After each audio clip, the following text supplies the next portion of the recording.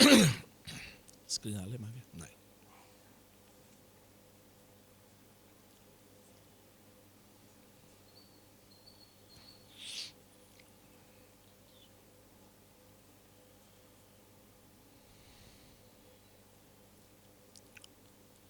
जय जय रघुवीर समर्थ. जय जय रघुवीर समर्थ. गणाधीश जो ईश सर्वा गुणांचा, मुळारंभ आरंभ तो निर्गुणाचा. नमो शारदा मूळ चत्वार वाचा, गमुपंथ आनंत या राघवाचा. जय जय रघुवीर समर्थ.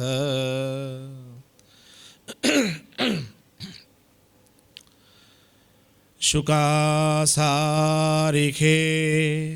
पूर्ण वैराग्य जाचे, वसिष्ठा परी ज्ञान योगेश्वराचे. कवी वाल्मिका सारिखा मान्य ऐसा, नमस्कार माझा सद्गुरु रामदासा. जय जय रघुवीर समर्थ. इथे कुठे उदबत्ती लावली नाही आहे ना? ठीक आहे. नमस्कार. सर्वप्रथम ह्या इतक्या सुंदर वातावरणामध्ये एवढे छान तुम्ही सगळे श्रोते श्रवणासाठी आलात, त्याबद्दल तुम्हा सगळ्यांचे मी आभार मानतो. इतक्या वेळ इथे छान त्यांच्या सगळ्या ह्याच्यातनं मला माहिती मिळाली की आजचं हे 13वं पुष्प आहे आणि विषय आजचा आहे की दासबोध आणि मनाच्या श्लोकातील योग याच्यावरती निरूपण आहे. आणि ते ऐकण्यासाठी तुम्ही खूप उदंड प्रतिसाद दिलात असं मला उमेश दरक याने सांगितलं होतं की गुगलवरती फॉर्मवर नाव नोंदणी चालू आहे, लोक येत आहेत. आणि या कार्यक्रमाला सुरुवात करण्या अगोदर एक छोटंसं एक छान गोष्ट सांगतो आणि मग निरूपणाला सुरुवात करतो. एक छोटं प्रकाशन मी आत्ता इथे करणार आहे. मुद्दामून बाकीचा वेळ वाचावा यासाठी आयोजकांनी छान कल्पना आणली.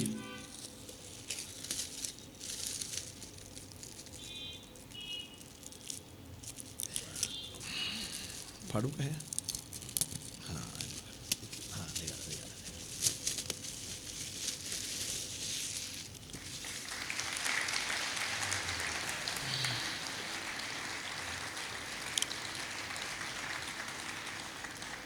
इथे Radheshyam educational edu social foundation याच्या वतीनं हे सूर्यनमस्काराचा एक तक्ता बनवण्यात आला आहे. त्याचं आत्ता विमोचन झालं आहे किंवा प्रकाशन झालं आहे असं मी जाहीर करतो. याच्यामध्ये सूर्यनमस्कार कसा घालावा याचं छान पद्धतीने एकदम सुंदर चित्र आणि सगळं आहे. हे जाताना सगळ्यांना बाहेर मिळणार आहे आणि विनामूल्य आहे. कसा आनंद होतो ना विनामूल्य म्हटल्यावर.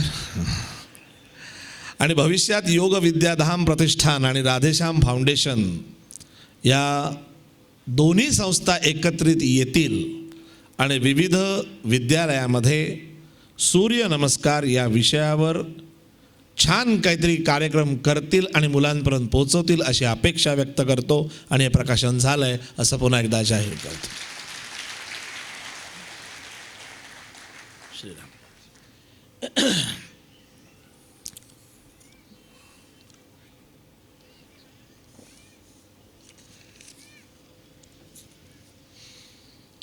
आता आपल्या निरूपणाला सुरुवात करण्या अगोदर जे दासबोधाच्या शिबिराला आले होते आणि आज काही नव्याने काही लोक आले असतील तर त्यांच्यासाठी म्हणून थोडंसं मला पण एक जजमेंट यावं म्हणून विचारतो की इथे बसलेल्यांपैकी मनाचे श्लोक किती जणांनी संपूर्ण वाचलेत त्यांनी एकदा हात वर करा.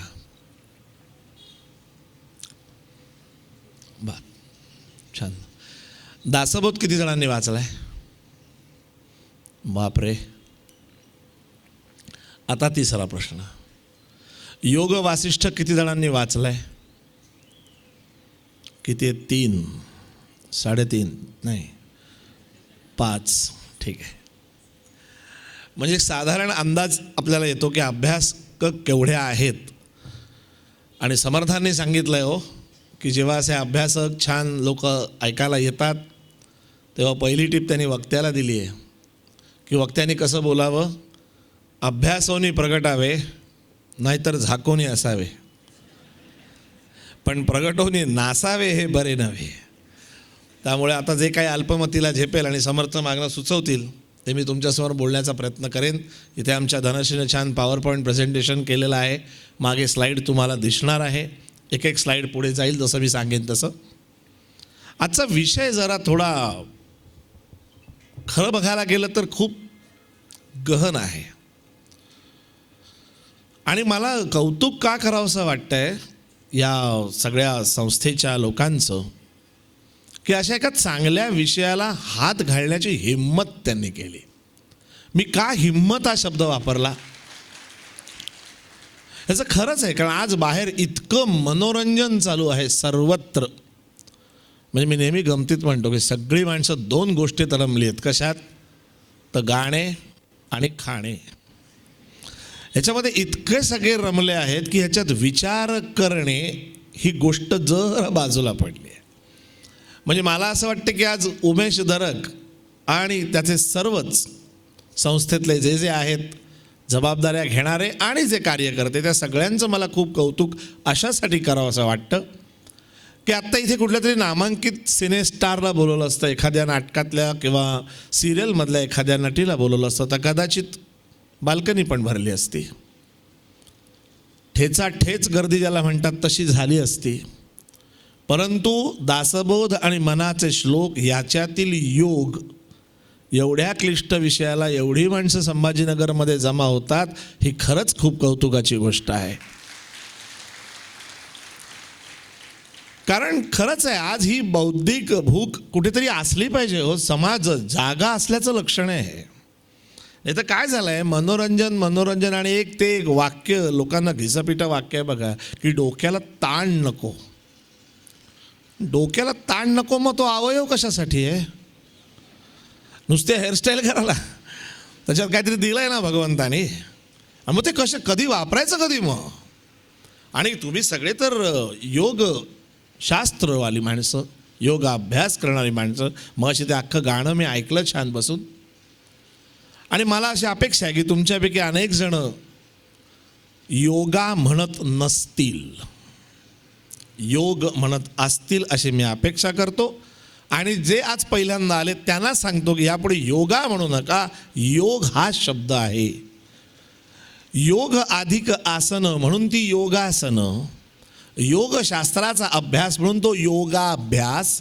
त्याचा शॉर्ट फॉर्म त्या लोकांना जड पडतं म्हणून त्यांनी योगा केलं. आणि आपण वेडे असे की आपण त्यांच्यासारखे योगा म्हणायला लागलो. आणि योगाच्या नावाखाली काय झालं आहे तर चटई, वॉटर बॅग आणि ॲपलचं घड्याळ कंपल्सरी आहे. तर काहीतरी मी योगा केला नाही का, आणि मग त्याचे तो 4-5 सेल्फी टाकलेच पाहिजेत कंपल्सरी. हे जे घडतं आहे याच्यात मेन जे शास्त्र आहे ते बाजूलाच पडले हो.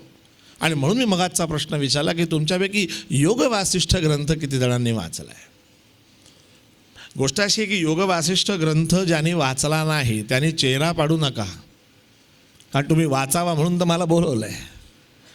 काय आहे तो ग्रंथ फार अफाट आहे, संस्कृतमध्ये आहे, त्याचं मराठी भाषांतरही मिळतं नाही असं नाही आहे.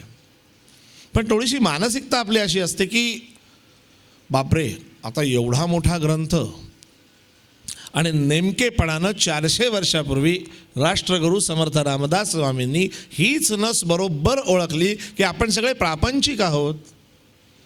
मग एक प्रापंचिक माणसं आपलं प्रपंच सांभाळता सांभाळता नाकी नऊ येतात. हे सगळं तो कधी वाचणार. आणि म्हणून समर्थांनी या सगळ्या गोष्टी अंतर्भूत केलेला एक सुंदर ग्रंथराज त्याची निर्मिती केली.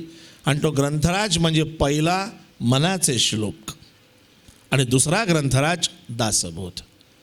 मी काय वाक्य म्हटलं परत एकदा ऐका. पहिला ग्रंथराज मनाचे श्लोक असं म्हटलं मी.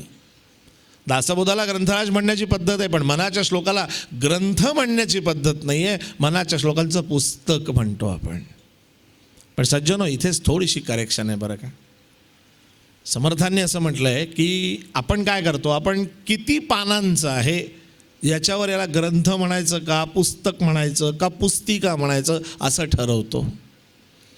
आणि समर्थ म्हणतात, जेणे उपरती होय, जेणे अवगुण पालटती, त्या नाव ग्रंथ.